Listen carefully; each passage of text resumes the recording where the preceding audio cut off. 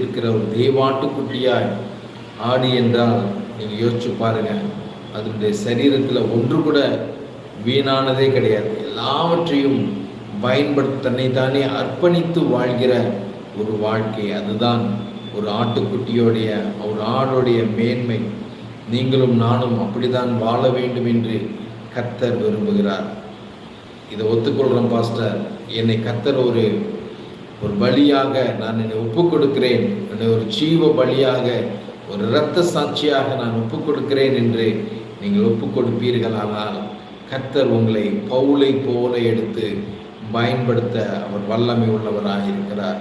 பவுல் எல்லா இடங்களிலும் அற்புதங்களையும் அடையாளங்களையும் செய்த ஒரு தேவ மனிதனாய் இருக்கிறதை பார்க்க முடிகிறது. பவுலுடைய ஆரம்ப வாழ்க்கை என்பது தேவனுக்கு விரோதமாய் இருந்தது. தேவன் விரும்பாத காரியங்களை செய்து கொண்டிருந்தால் ஸ்தேவானின் மரண